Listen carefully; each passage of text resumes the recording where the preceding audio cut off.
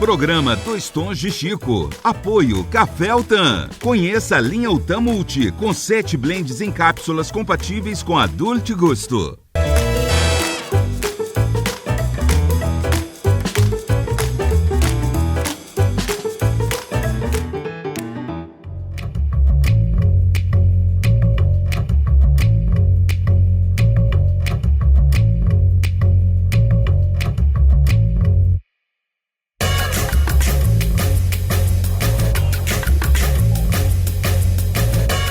Olá, amigos e amigas. Assim como as cores têm diversos matizes, um só nome pode ter vários tons. O nosso novo programa tem um nome e 2 tons. Eu sou Chico Ferreira, jornalista. E eu sou Chico Lorota, humorista. Olha onde eu vim parar, os meninos. E o nosso convidado do programa de abertura de estreia... E eu sou Marcelino Romano Machado. E estou aqui com Chico Ferreira e com Chico Lorota. Eu não sei quem é mais Ferreira e mais Lorota, mas são 2 boas pessoas que eu admiro muito. Coisa e boa. tenho muito prazer em estar aqui com eles. Obrigado, Marcelino. Não precisei nem apresentar. Não, o homem da comunicação, ué. O homem sabe falar melhor que nós, ué. Para começar a nossa conversa, eu não vou nem fazer a primeira pergunta para o nosso entrevistado. Eu vou pedir logo de cara um causo para o Chico Lorota. Uai, um causo que ele deve saber muito melhor que eu como é que é ser político naquela época e na época de hoje. Porque tem um causo que o povo conta, que o político chegava naquela cidadezinha petitinha e falava pro povo assim no comício: tem água encanada aqui, e o povo não, ele já ganhou. E tem esgoto, não, já ganhou. Tem telefone, tem escola, não, já ganhou. Foi gente que vocês não mudam daqui logo, pelo amor de Deus. Mudou alguma coisa de lá para cá? Mudou muito, né? Eu tenho um caso desse que eu conheço também, não quero invadir a sua seara. Não, eu também não sei de Mas ser de rádio, não. Eu tinha um candidato lá que era chamado candidato promessão, que só prometia, porque naquela época também disse que eles prometiam demais, né? Então, um dia ele chegou no palanque e disse: olha, se eu for eleito, eu vou trazer aquela escola que vocês estão precisando. Se eu for eleito, eu vou trazer um hospital, eu vou trazer uma faculdade, eu vou trazer isso. E vocês podem ter certeza que se eu for eleito, eu vou construir a ponte que tanto vocês precisam. Aí o setor olhou lá de baixo e falou: mas aqui não passa rio, candidato. Ele falou: e eu vou trazer um rio para passar debaixo da ponte. Esse é liso. Então Isso aí. Mas é a questão dos políticos daquela época. Mas eu acho o seguinte, a política, ela mudou muito, né? De alguns anos para cá, ela foi voltada mais para interesses pessoais do que para interesses comunitários. Quando ela devia ser o contrário, né? O político se elegia, ele tinha seu programa de governo, o seu programa de trabalho, e tinha que ser tudo voltado aos interesses da população, né? Hoje eu percebo que a política está vivendo mais em termos de acertos entre os que exercem seus mandatos do que praticamente acertos que deveriam ser feitos para cobrir os interesses da comunidade, do cidadão. E também nós entramos numa era onde a corrupção acabou, de uma certa forma, invadindo muito a seara política. Uhum. E essa invasão também acabou trazendo uma rejeição da opinião pública ao político, né? Porque a própria imprensa começou a denunciar isso, né? Coisa que há alguns anos atrás era um tabu para a imprensa, às vezes, fazer uma denúncia, né? Principalmente imprensa do interior, né? As imprensas de cidades maiores, de capitais, ainda faziam alguma coisa. Mas os veículos do interior, que às vezes as cidades não tinham muito acesso, porque a comunicação era mais precária, então a cidade não tinha muito acesso ao que estava acontecendo nos bastidores da política, a nível estadual, a nível nacional, né, e até internacional. Então, o que acontecia? Isso dificultava muito o trabalho de noticiar as notícias que não eram boas para a população, mas que enquadravam a classe política dentro de um acerto onde deveriam estar em função da verdade, né? Porque ela passava a ser mais mentirosa do que verdadeira. E hoje eu acho que com essa abertura maior, né, e sem censura, as coisas ficam mais fáceis. A única coisa que atrapalha um pouco é que hoje existem também veículos, infelizmente, que acabam se vinculando a esquemas. E isso também acaba dificultando você informar a opinião pública de uma forma mais limpa, de uma forma mais imparcial. Bom, o nosso entrevistado, Marcelino Romano Machado, é empresário do ramo da comunicação, tem 4 rádios FMs, né, no seu grupo. Aqui em Ribeirão Preto nós estamos em 4 emissoras de FM. Mas também é uma liderança política muito forte na nossa região, sempre foi, e de uma postura sempre muito corajosa, porque numa época em que as pessoas tinham até vergonha ou receio, ou por algum motivo não se diziam partidários daquela tendência, o Marcelino sempre se identificou com o Paulo Maluf, né, que era uma figura muito controversa da nossa política. Então, Marcelino, eu te perguntaria, qual a diferença entre o malufismo, que era uma representação da direita, o Paulo Maluf, um homem de direita, e o bolsonarismo, que hoje é identificado com a extrema-direita? Como é que você faz essa comparação? Tem muita diferença. É totalmente diferente em tudo, né? Primeiro porque naquela época, eu vou até dizer para vocês como que eu conheci o Paulo. O Paulo era secretário dos transportes e um dia eu era presidente da Câmara de Ribeirão Preto. Ele foi convidado pela Associação Comercial para vir aqui para falar sobre a duplicação da Anhanguera, porque a rodovia Anhanguera, que fazia a ligação Ribeirão Preto-São Paulo, era duplicada só de São Paulo até Limeira. E a classe política, empresariais de Ribeirão estavam reivindicando do governo, que era o governo Laudo Natel, a duplicação até Ribeirão, pelo menos, e com muita razão e com muitos argumentos, né, que determinavam a necessidade dessa duplicação. E o Paulo Maluf era o secretário dos transportes do Laudo Natel, foi convidado pela Associação Comercial, o presidente era o Geraldo Meira Silva na época, e para vir aqui para falar com os empresários sobre a duplicação. E ele foi muito sincero, ele começou dizendo o seguinte: olha, eu só vou dizer para vocês que a Anhanguera só chegará duplicada em Ribeirão Preto daqui a uns 10, 15 anos. Aí eu levantei como presidente da Câmara, e falei: olha, o senhor para dizer isso não precisaria ter vindo a Ribeirão. Né? Nós convidamos aqui para fazer a reivindicação, né, que o senhor está dizendo que vai demorar mais de 10 anos. Se permitir, então eu não vou ter condições de esperar por 10 anos, eu vou embora e sair. E pedir para sair e tal. Mas depois, logo em seguida, o presidente da associação foi lá, eu pedi para voltar, porque não podia, que o presidente da Câmara não podia deixar aquilo. Eu falei: não, tudo bem, eu assisto, mas sob protesto. E fui, até por uma questão de educação. Voltei e fiquei ouvindo ele falar, e na realidade ele fez as argumentações dele. Ele disse: olha, é uma questão de desenvolvimento. Hoje o desenvolvimento do Estado, ele está acompanhando a Anhanguera. Então ela já chegou em Campinas, de Campinas ele primeiro chegou a Jundiaí, depois de Jundiaí a Campinas, de Campinas a Limeira. Vocês podem ver que ao longo das margens dessas estradas estão se montando complexos empresariais e industriais. Então nós não podemos pular essa distância toda de 100 quilômetros, 150 quilômetros, para chegar em Ribeirão Preto e continuar com o desenvolvimento aqui. Isso é natural, porque a classe empresarial não é nem o governo que está querendo segurar de uma forma ou de outra para prejudicar Ribeirão.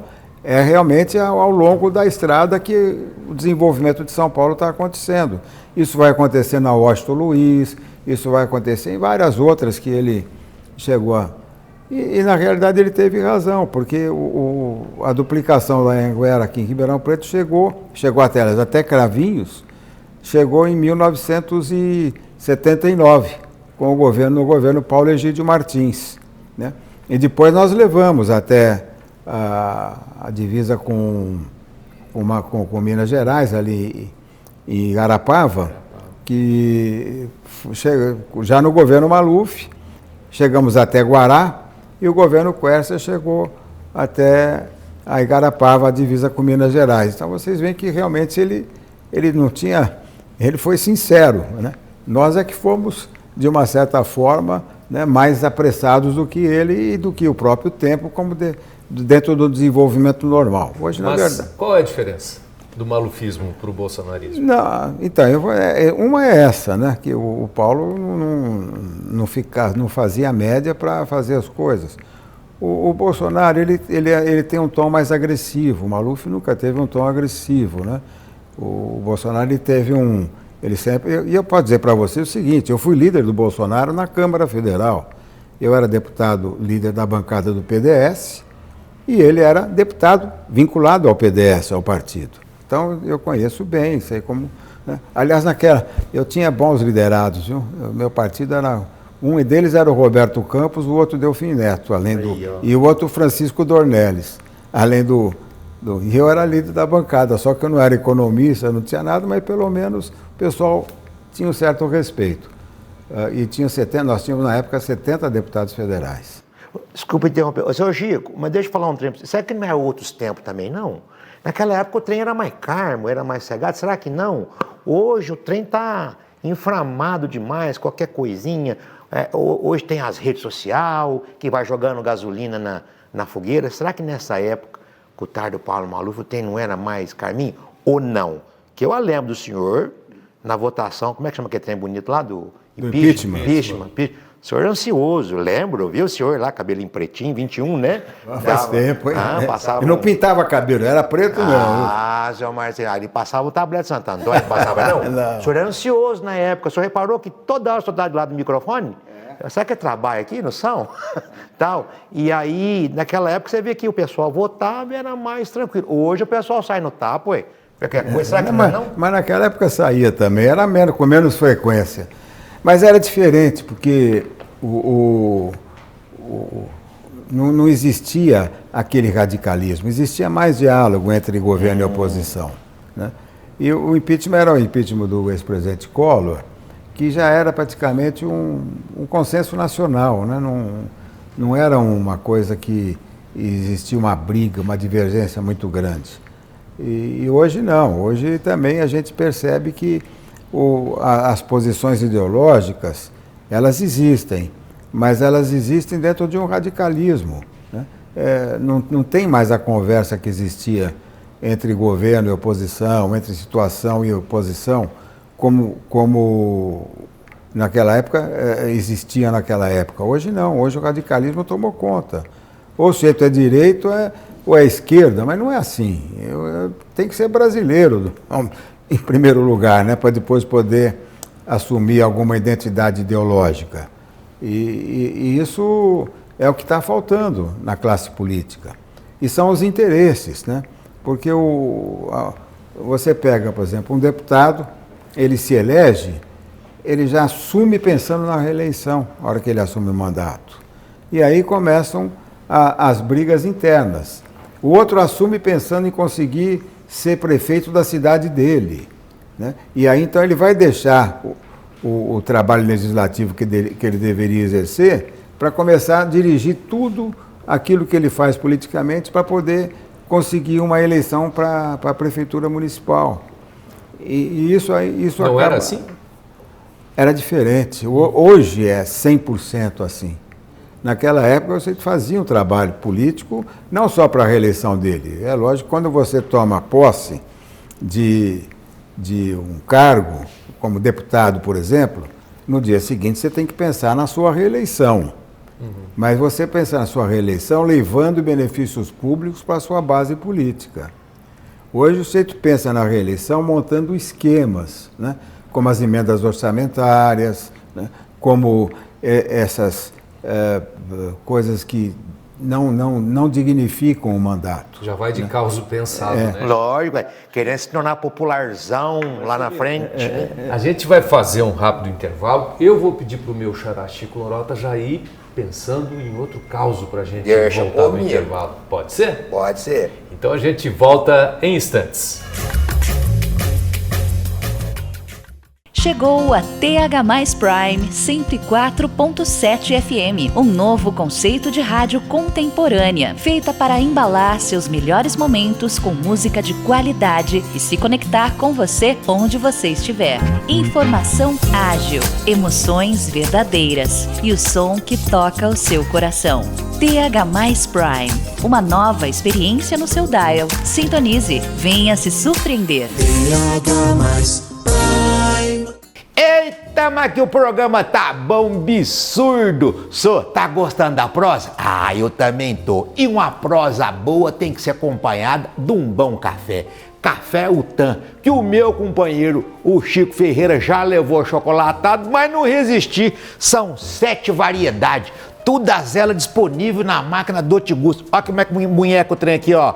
Joga pra cá e já cai ali. Eu escolhi café com leite. Bom demais. Uai, onde é que você encontra essa maravilha da Utan? Sou nos melhores pontos de venda ou na loja online da Utan. Utan Multi. Estamos de volta com o nosso programa Dois Tons de Chico. Eu, Chico Ferreira, e o meu amigo Chico Lorota. Estamos entrevistando hoje Marcelino Romano Machado, ele que é uma liderança política da nossa região e empresário da comunicação. O meu xará, o Chico Lorota, prometeu um caos para a gente retomar a prosa. Eu vou falar, porque eu já falei isso, inclusive, o Morandini, aqui que foi vice-prefeito de Ribeirão. Foi meu colega, fomos vereadores juntos. Então o em senhor Ribeirão. estava no começo também. Eu era menino.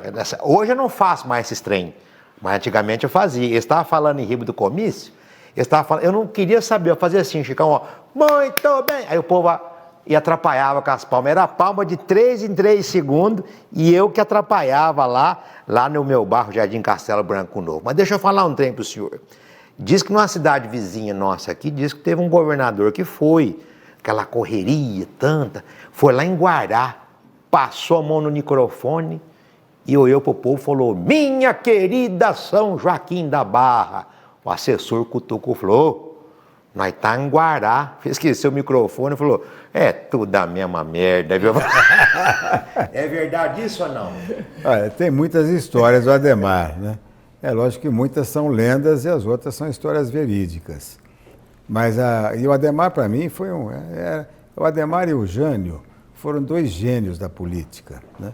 O Jânio pelas tiradas dele e o Adhemar também por essas coisas, bonachão, também falo, eu já tinha ouvido essa história dele ter chegado nessa cidade e falava o nome errado e depois falava o que ele achava da cidade, né? Mas, e às vezes ele ia até mais longe quando chegava no comício, porque eles chegavam e diziam assim: olha, eu vim aqui dar um abraço em vocês e quero dar um abraço também em vocês em nome da minha mulher, que ela não tem tempo porque ela está aqui na zona. E eu tenho uns carros desse aí. Não, mas a zona que ele queria dizer era A zona rural, nas cidades da região ali, para fazer campanha para ele, né? Então, mas ele disse que ele falava num tom que todo mundo ria, tudo. E ele era um político brincalhão, mas você sabe que o Adhemar, no fundo, se você for analisar pelo tempo de governo que ele teve, ele foi um grande governador. Como é que era o nome daquele governador de Minas Gerais também, que dava umas bocadas fora do coxo? Esqueci o nome dele, rapaz. Foi fazer uma visita numa cidade, o presidente falou: e aí, fulano, como é que tá a zona aqui? Zona rural. Falei: rapaz, tá com umas menininhas novas, tá bom demais? Ele falou: não, a rural. Falei: troquei os pneus dela, tá novinha agora. Achava que era o Rural Willis. Esqueci o nome do governador, depois nós lembra. O Marcelino, vamos trazer a conversa para o tempo presente aqui, para mais recentemente, especificamente o ano passado, né? Você, como uma liderança do Partido Progressista, né? Tomou um revés, quiseram tirar a legenda aí da sua mão? Não, eles quiseram, não, eles obrigaram, porque... O que aconteceu? É o que eu digo, a política jovem hoje não é uma política mais séria, né? A política antiga é muito mais séria. Até porque tinha palavra e respeito, né? o atual prefeito, ele estava em outro partido e queria o apoio do nosso partido, dos progressistas. Mas o nosso partido já tinha outro, já tinha um candidato que era o vereador Gobi. Daniel Gobi, vice-prefeito. Que era o vice-prefeito. E nós já estávamos trabalhando o nome dele. Aí um dia, o presidente estadual pediu para falar comigo e com o Maurílio, para dizer que aqui em Ribeirão o partido tinha que apoiar o atual prefeito Ricardo. E nós dissemos, olha, nós já temos, o partido já tem candidato. Ele disse, mas o partido tem candidato, mas as pesquisas aqui demonstram que o candidato de vocês, que é o Daniel Gobi, não tem nenhuma projeção e não passa de 3, 4% nas intenções de voto, enquanto o Ricardo passa dos 70%. Eu disse, bom, vocês vão pagar para ver, porque, na verdade, ele não vai ter dificuldade em se eleger. Ele não tem esse percentual todo. E nós estamos com o Daniel. Hoje eu acho que a tendência do eleitorado é ter um candidato novo, né, de uma nova proposta, tudo isso aí. E quem representa isso em Ribeirão Preto hoje é o Gobi. Então nós temos que ir com ele, até porque é do nosso partido. Ele disse, não, mas já está definido e tal. E aí, eu não sei se é verdade ou não, mas eu fiquei sabendo, né, pelas minhas fontes que eu tenho, inclusive de Brasília, de que já tinha sido acertado esse apoio ao atual prefeito junto com ele e o senador Ciro Nogueira, que é o presidente nacional do nosso partido, e mais o presidente estadual. E com isso, o Maurílio, que era o presidente... O seu filho. Meu filho, Maurílio, é o presidente regional do PP. Municipal aqui do PP, disse que não faria isso. Ele falou, então tem problema, nós vamos fazer a intervenção aí. O Maurílio falou, você faça a intervenção, nós nos retiramos e vocês colocam, só que vocês vão ter dificuldade em eleger o candidato. E a gente sabia o que a tendência do eleitorado naquela época. E o que eles fizeram, então, tiraram a legenda. Mas é uma intervenção... afastaram o Maurílio da presidência. Mas existe um instrumento legal para isso? Tem, eles têm. O partido pode dissolver. Tem essa prerrogativa? Tem, porque é um mal hoje. Por isso nós temos que ter uma reforma partidária, mas para valer no Brasil, porque hoje os partidos têm dono, né? O meu, por exemplo, o dono é o senador Ciro Nogueira, que manda no partido, faz o que ele quer. E depois, no Estado, é o presidente atual do partido. E assim... É um deputado estadual? É deputado federal, o Maurício Neves. Maurício Neves, federal. Né? Então, mandam no partido. Se tivesse convenção, se tivesse sido eleito por convenção, não teria sido feito isso, porque a convenção tinha sido eleita com mandato, né? Como hoje são nomeadas as comissões provisórias elas podem ser constituídas e destituídas a qualquer momento, não tem prazo, né? Então isso acaba sendo criado dentro do país uma ditadura partidária, né? E foi o que aconteceu. E foi o que aconteceu. O Maurílio foi afastado. Aí eles não conseguiam fazer a chapa de vereadores, porque estava complicado. Alguns vereadores e candidatos se revoltaram.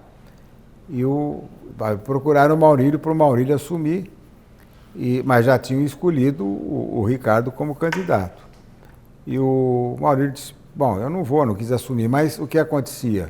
Se o Maurílio não voltasse, os candidatos a vereadores que nós tínhamos, uma grande maioria, não queriam ser candidato. E não seriam candidato, mas ia depois responsabilizar o Maurílio, que eles entraram no partido por causa do Maurílio, de eles não terem podido ser candidato porque o partido estava sem diretório constituído, né? E sem provisória constituído, comissão provisória constituída. E aí o Maurílio até me perguntou, falou, pai, o que eu faço? Eu falei, olha, reassume, dá o mandato para eles, dá vaga para eles serem candidatos, né? Porque você tem um compromisso, tem que dar, e depois você não participa da campanha. Acabou. Foi isso aí que aconteceu. Ele reassumiu o partido. Mas não fez colocou os vereadores, né, os candidatos a vereadores para se eleger, porque senão hoje o PP não teria nenhum vereador em Ribeirão Preto. A gente vai fazer um intervalinho. Então, e vamos lá. já a gente Vamos tá de faturar volta um aqui. pouquinho, né? Tá certo, já voltamos. As informações mais importantes de Ribeirão Preto e região no TH+. Mais notícias, mais agilidade, mais credibilidade. th+.com.br/Ribeirão Preto. É o portal de notícias do Grupo Tati, trazendo as últimas notícias, muito entretenimento e os destaques da nossa região. Acesse já th+.com.br/Ribeirão Preto. Mais para Ribeirão, mais para você. O Brasil tem muitos ritmos, muitos jeitos de ser e de sentir. Na Nova Brasil, a gente escuta tudo isso. Dos sons que são novidade aos que marcam a memória. Do samba ao rock.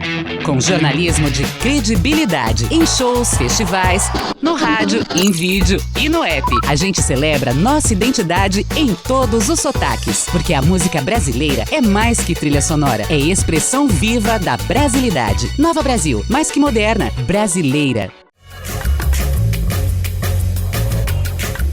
Estamos de volta com o nosso programa Dois Tons de Chico. Chico Ferreira, jornalista, e Chico Lorota, humorista.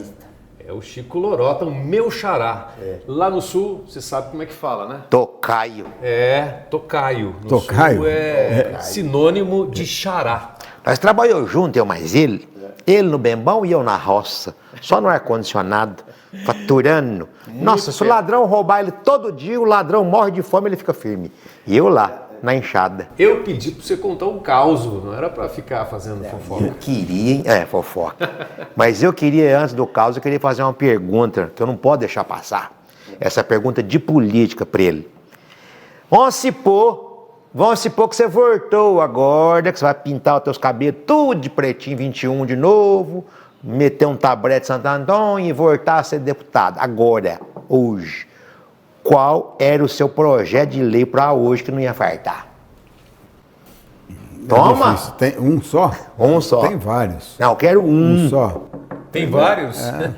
Um Você deles, anota? Olha, spoiler aí, um olha. deles é a reforma partidária, que eu acho hoje que o Brasil vive numa ditadura partidária.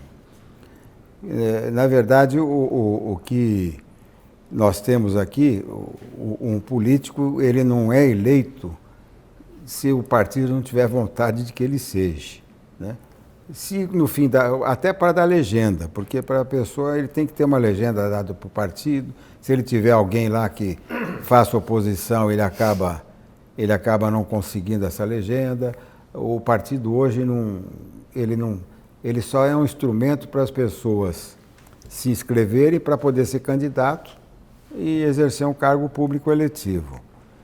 Essa reforma é muito importante, porque o partido tem que ser como era antigamente. Um partido composto por lideranças, mas eleitas dentro do processo partidário. Através de convenções, onde você elegia o presidente do partido, o diretório estadual, o diretório municipal, o diretório nacional, tudo isso aí. Mas alguns partidos mantêm essa tradição. Não. Hoje amanhã, não tem. Hoje elas são... O PT faz convenções? Hoje faz convenções... Mas, elege o presidente, mas eu nunca vi duas chapas participarem das convenções. Então é o esquema de você uma ter... Uma combinação. É uma combinação. Eu não estou aqui me referindo ao PT. O MDB também, né?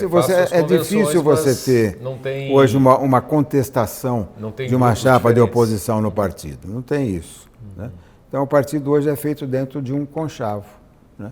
De um esquema onde são colocadas as lideranças e essas lideranças elas já vão caminhando por um processo unificado de direção.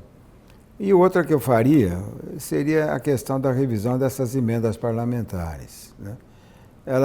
Isso passou a ser troca de moeda, né? Entre o voto do parlamentar na Casa Legislativa e o acerto que ele tem para poder resolver a questão política na sua base.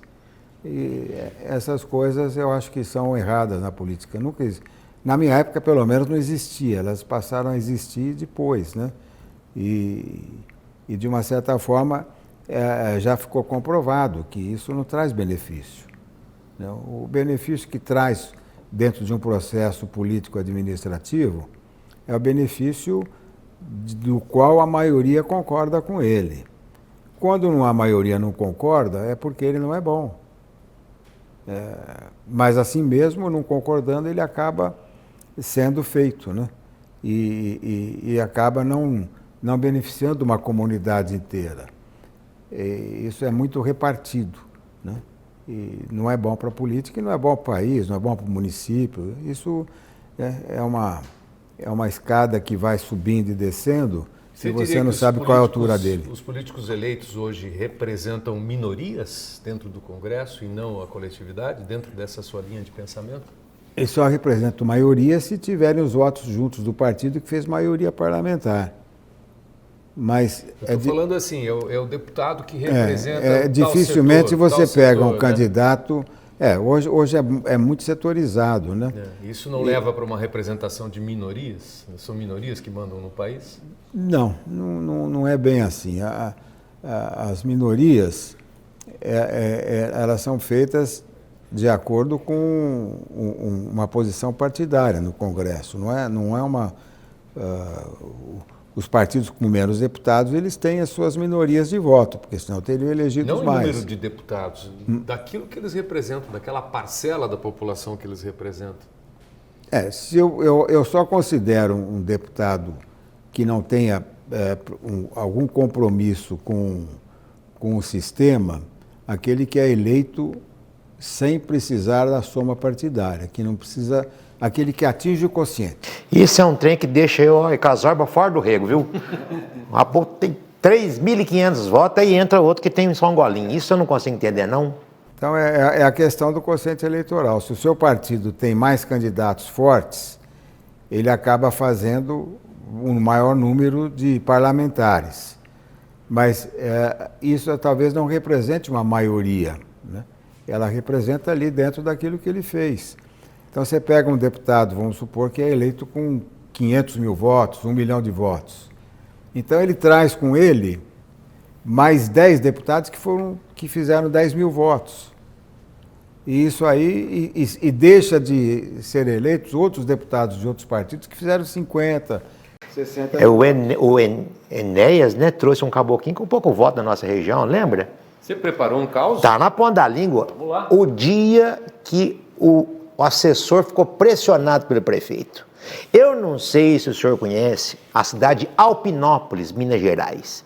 Alpinópolis, ela tem um apelido de ventania. A vida inteira o pessoal chama, o pessoal lá da ventania, até que chegou um prefeito ponhando ordem mesmo no terreiro. Falou, não quero que chama mais a cidade de ventania.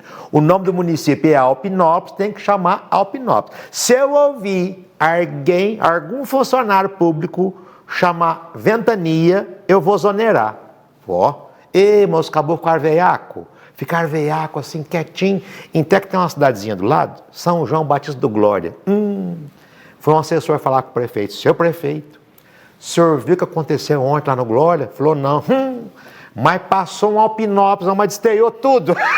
Mas levantou casa, posto, arrebentou com tudo. Olha, o vento foi feio, o Alpinópolis foi feio. Acontecido? Acontecido. Ele tá lembrando meu bordão, tô esquecendo hoje. Caso do Paulo Maluf, você tem algum para contar? Tenho vários, né? Mas assim, eu tenho alguns, assim, o Paulo era uma pessoa que delegava muito, embora parecesse que não, que era muito concentrador, para algumas pessoas ele delegava.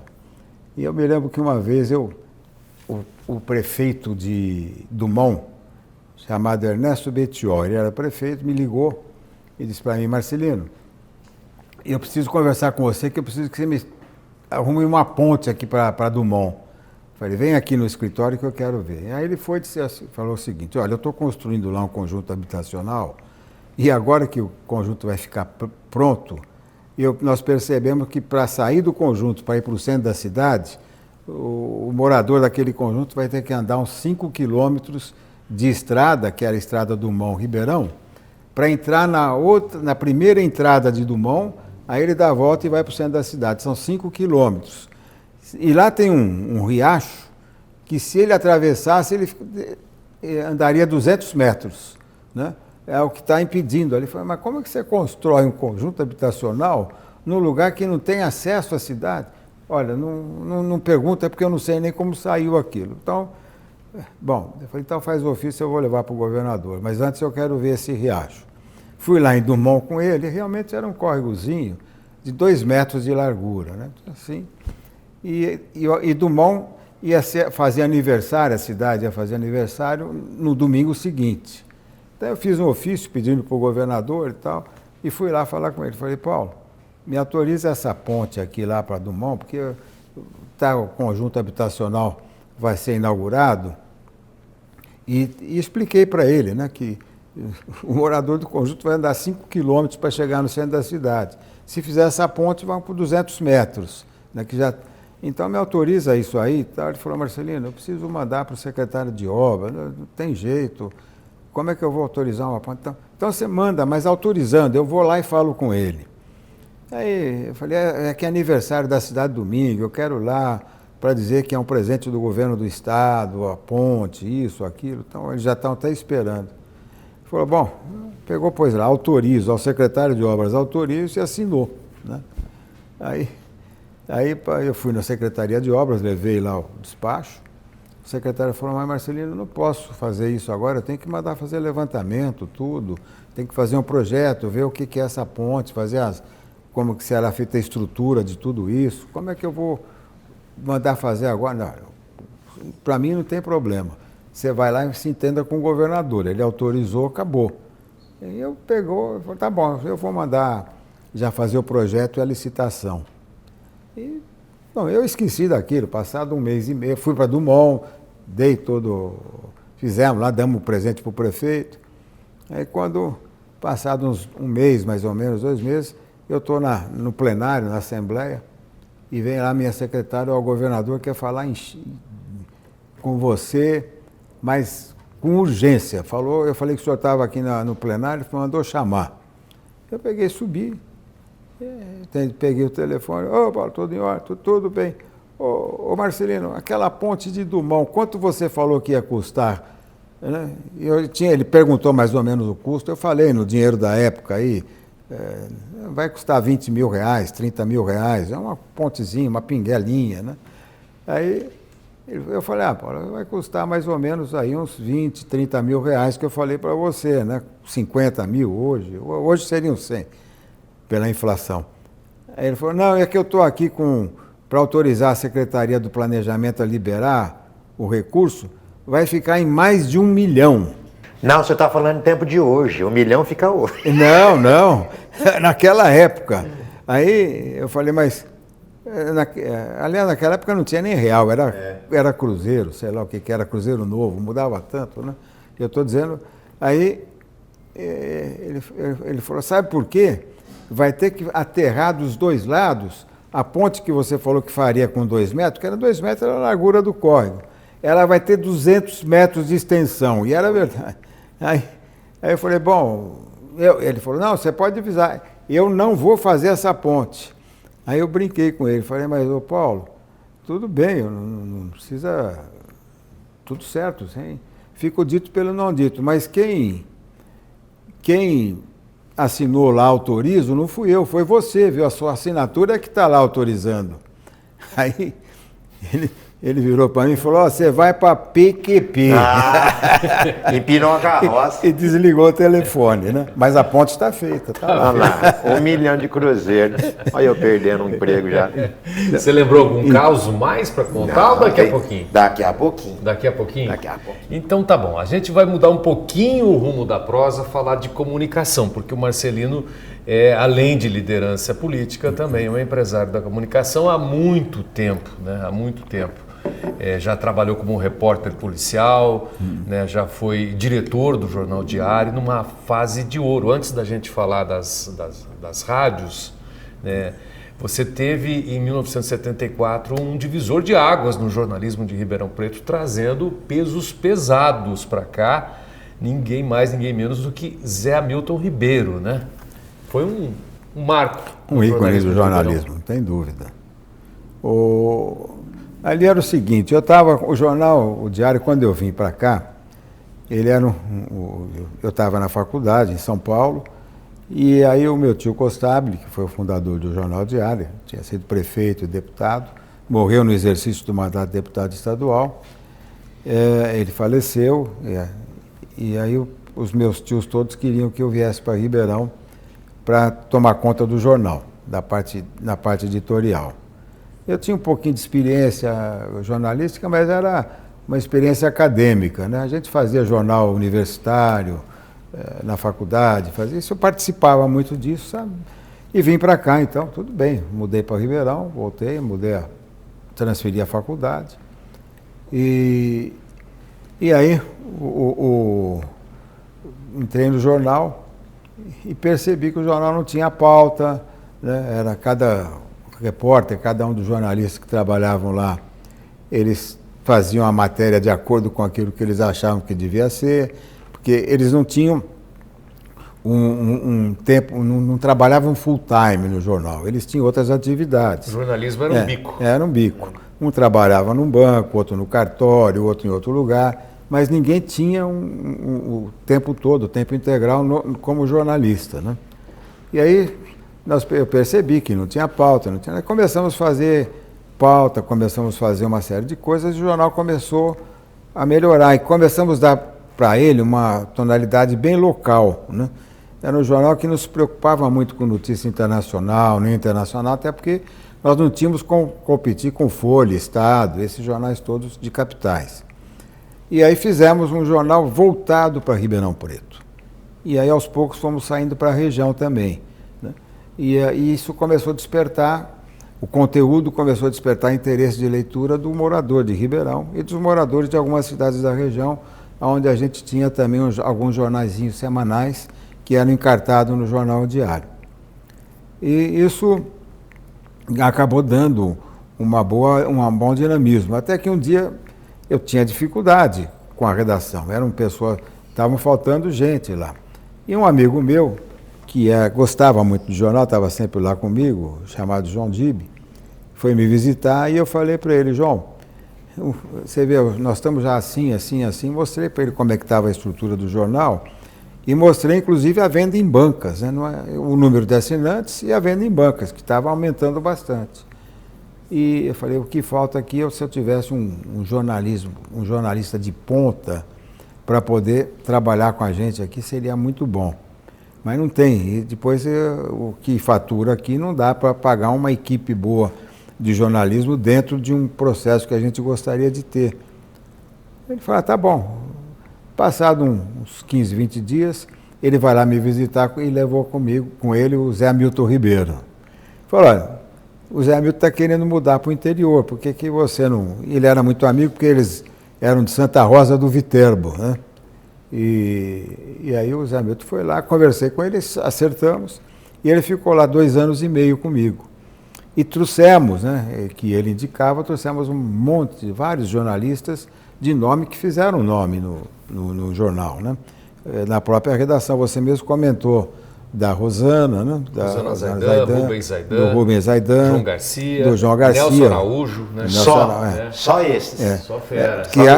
E o João Garcia, o Sombreiro, que depois passou a ser editor também do jornal A Cidade, tempos depois, né? Mas e os outros que você disse aí, o Nelson, hoje acho que está ainda no Globo Rural, né? Faz o Globo Rural. O Zé Hamilton foi fazer o Globo Rural depois. Uma lenda, né? O Zé Hamilton uma lenda. O Rubens Zaidan foi âncora do Jornal Nacional. Né? Então foi o pessoal um time grande, né? Tá, e bom. O jornal o Diário era um jornal bem vibrante na época. Ele cutucava a comunidade. É isso que eu quero falar com você, mas a gente vai fazer mais um intervalinho. Tá. O meu xará volta contando um caos e a gente fala sobre essa vibração do Jornal Diário. Pode ser? É lógico. O nosso programa 2 Tons de Chico volta já já.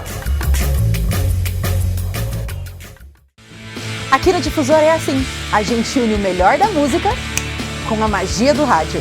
Por favor, seu locutor, ao menos uma vez, melhor se fossem 3. Toca o nosso som na Difu e tu me faz feliz.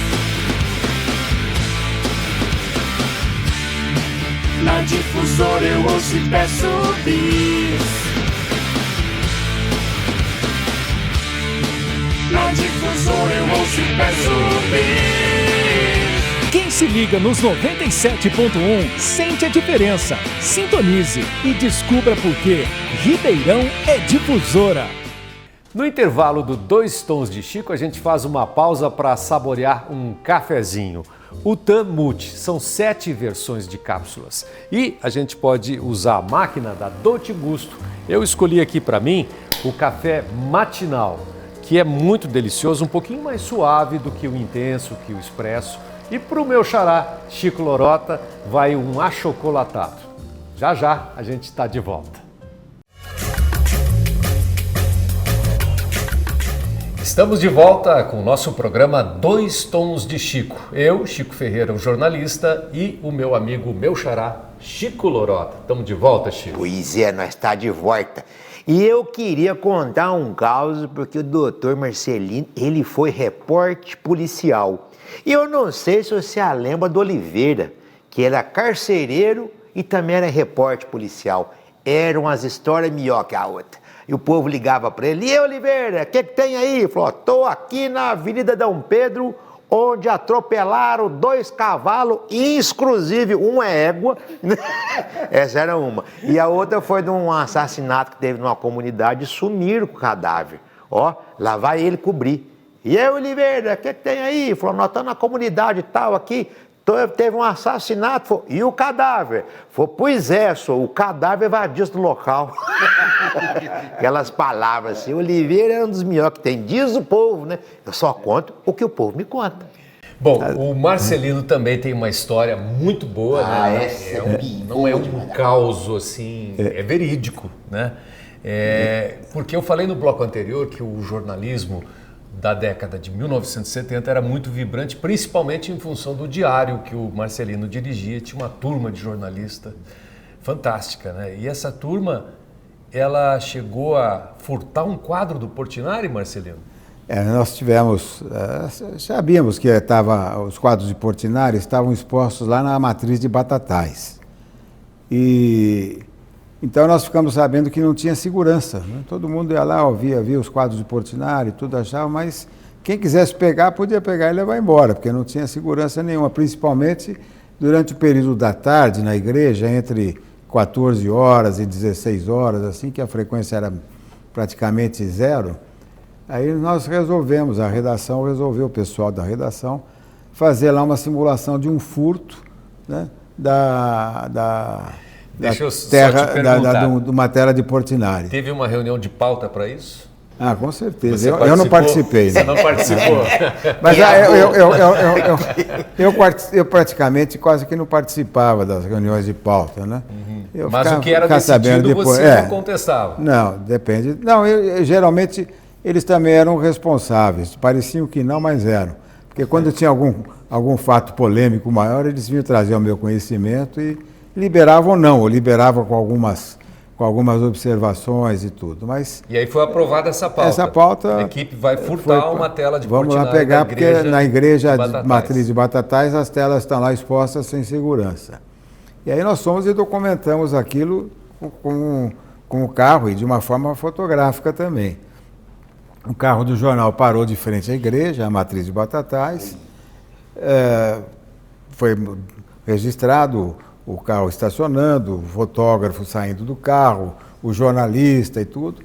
Depois eles entrando na igreja, eles ajoelhados na igreja rezando, né? Rezando antes de roubar a tela. Pedindo perdão. E depois aí eles chegando, admirando todas as obras, os quadros todos de Portinari que estavam lá. E aí um fazendo escadinha com a mão com o outro, pôs o pé nas mãos juntas, assim, subiu, se apoiando no ombro, depois se equilibrando ali na parede, e ele tirando da parede uma tela do Portinari. Aí desce a tela, pegam a tela, vão embora, saem da igreja, entram no carro, aí dão a volta no quarteirão, a sacristia da igreja, onde ficava, era do outro lado, né? Entraram lá na sacristia, que queria falar com o padre. Aí perguntaram, o que o senhor quer com o padre? Não, nós viemos devolver o quadro que nós acabamos, a tela que nós acabamos de roubar aqui, agora há pouco, lá do Portinari. Que nós viemos aqui devolver a tela do Portinari que nós acabamos de roubar uns minutos atrás. E devolveram, pegaram o cara e vieram embora. Né? Mas isso ficou tudo documentado. O jornal publicou essa matéria no Você lembra no da dia manchete? Seguinte. Não lembro. Tanto tempo atrás. Mas era mostrando a fragilidade. Não, era para mostrar, segurança. porque depois daquilo... Roubaram outras coisas, ninguém é de ferro. Né? As telas foram recolhidas, fizeram uma sala especial na própria matriz lá de Batatais, acho que no fundo da igreja, alguma coisa, e as telas ficaram expostas lá para visitação pública, né? Mas já dentro de uma segurança. E acho que até hoje está lá desse jeito. O Diário contribuiu, de certa maneira, para a segurança. Se esse hoje, tá todo mundo no xilindró. Bom, tem um quadro aí no jornalismo que todo mundo conhece, até um clichê, né? Mas que eu gosto muito, que é um jogo de perguntas e respostas. Coisa rápida, Marcelo. De ping-pong, Rápido. né? Isso ou aquilo. Tudo bem? Tudo bem, vamos lá. Olha só, aqui, a ó. Lota já pegou. Estou preparado aqui, ó. Você quer começar? Já tirou o improviso do bolso. Mas é na lasanha, você tem que responder assim, ó. Tá bom. Não é titubear, não, tá bom, caboclo? Então vamos lá. Marcelino, pão e vinho ou queijo com goiabada? Olha, eu gosto do vinho e gosto do queijo de goiabada. Então misturou os dois. Misturou tudo. Tá certo. Bora você agora. Maluf ou Bolsonaro? Maluf. Não tem dúvida. Quer outro estilo. argumentar? Porque o Maluf era uma pessoa mais racional, ele não tinha radicalismo, ele era um sujeito sensato. O Bolsonaro hoje é uma pessoa que está dentro de um processo de radicalismo, até por tudo que ele sofreu, né? Embora o Maluf acho que tenha sofrido muito mais em termos de acusação, porque eu digo sempre o seguinte, o Maluf, quando se elegeu governador, ele não estava bem nem com a direita nem com a esquerda, porque para a esquerda ele era um reacionário golpista, e para a direita ele era um cara que era contra aquilo que a direita pregava. A direita não, o governo militar na época pregava. Tanto é que ele não tinha um bom relacionamento com o Figueiredo, com o Castelo Branco, com a Costa e Silva, com os presidentes militares da época, porque achavam que ele tinha sido eleito governador contestando o governo militar, que na realidade foi isso mesmo. Então vamos lá. Notícia boa ou notícia bombástica? Boa. Boa. Boa. PP ou PDS? PDS. Por quê? Era mais autêntico, era um partido que lutava em função da sua proposta e não modificava as propostas em função de interesses. E o que é mais perigoso? O microfone na mão do político ou o microfone na mão do locutor? É uma pergunta difícil de responder. Agora eu soquei o 7 copas nele. Agora eu tranquei o homem. Eu fico com a parte do jornalista, do locutor. Por causa que pode produzir a tarde da fake news, né? Tem muitos que produzem. Agora, eu acho que o perigo de um microfone na mão de alguém que não sabe utilizar é muito grande, tanto se for político ou se for jornalista ou locutor. Boa, Marcelino. Marcelino empresário ou Marcelino líder político? Eu prefiro ser empresário. Eu também. Você também? Também prefiro empresário. Obrigado pela conversa, pela sinceridade. E eu que Marcelino, agradeço. pela cortesia de receber, de conversar com a gente, né, com os dois Chicos. Obrigado demais da dos dois tons de Chico? Muito bom. Pode ter certeza que eu quero desejar para vocês e que vai acontecer com certeza é que vocês vão fazer muito sucesso com esse programa. Deus ajude. Obrigado. Pela competência de vocês. Você aqui um grande jornalista. Bondade, Silvio. Posso passar lá? Tá Olha aqui. pra cama. Posso passar lá e tomar um café? Pode passar lá e tomar um café, sem problema nenhum. Toma, ganhei E está mais aqui um. um grande competente. Você sabe que eu acompanho muito ele. Ele está acompanhando. Principalmente no seu humor. Então é um grande humorista, você pode ter certeza disso. Obrigado, Xará. Consagrado, isso que é importante. Gostou? Demais da conta. Foi bom para você? Bom, absurdo. Chega até a doer de bom. Amigos e amigas do programa Dois Tons de Chico, ficamos por aqui e até a próxima.